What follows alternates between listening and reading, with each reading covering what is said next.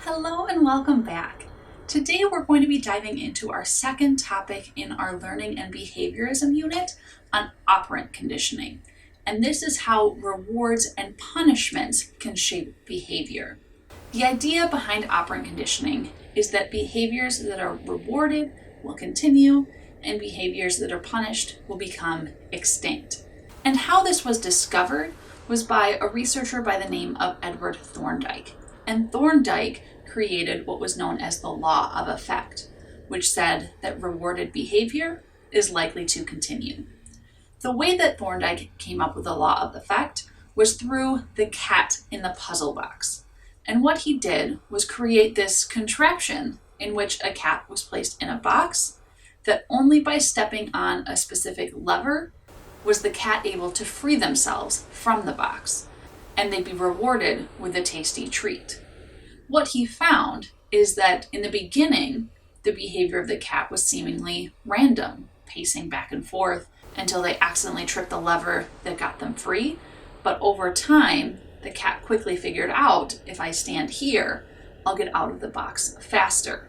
That rewarded behavior was likely to continue. And this research was continued by B.F. Skinner and what was known as the Skinner box. And so B.F. Skinner used pigeons and rats in a very similar way by creating his own Skinner box, where lights and levers would be used to shape behavior, and the desired behaviors would be rewarded until eventually he was able to train these rats and pigeons to do a variety of tasks. So let's take a look at the difference between reinforcements and punishments. Reinforcements are the rewards that we get for behavior in order to encourage a behavior to continue. We have what are known as primary reinforcers, which tap into our biological drives for survival. So think about things like food and water, maybe even praise, as that is affection and attention. Those would all be considered primary reinforcers. Secondary reinforcers are things that we have learned help us survive. So things like money, or grades, or stickers, or whatever it might be that we have learned have value that could lead to a primary reinforcer, right? Money could get us that food we need to survive. Good grades might get us that praise that we need to belong. Those would be examples of secondary reinforcers that we could also use to shape behavior, and ones that we often see for humans being used to shape their behavior. And different types of rewards are going to be better at reinforcing behavior than others. This is known as the Premat Principle. Think for yourself about all of the things that you would rather do than doing your homework.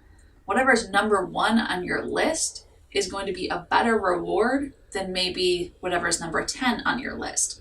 The higher the behavior, the more likely the behavior, the more likely we can use that as a reward for doing your homework. But if the behavior is really low on the list, it might not be a great motivation for you to do a behavior like getting your homework done. So the Premat Principle tells us that certain rewards are better at shaping behavior than others. So there's two types of reinforcements that we can look at: positive reinforcements and negative reinforcements. They're all meant to increase behavior because they're reinforcements.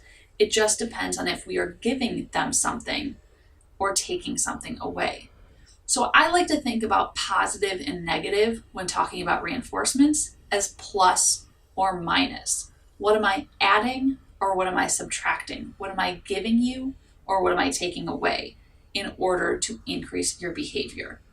So if I want to see a behavior continue and I'm going to give you a positive reinforcement, I'm going to give you something you like. So again, money, food, grades, something that you enjoy is going to be a reward for good behavior to say, keep that going. I give you a grade for your homework because that's a good thing and I want you to continue doing it. Now, if I want a behavior to continue, what would I take away? A negative reinforcement is not a punishment.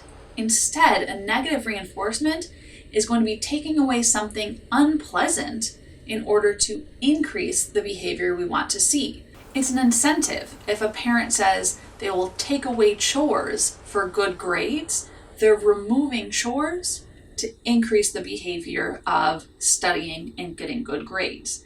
If getting out of prison for good behavior is a reward, the removal of prison time is what's being taken away, and good behavior is what is being encouraged. So we're taking away something unpleasant in order to encourage a behavior we want to see. Now, if we want to eliminate a behavior, we're going to use punishments.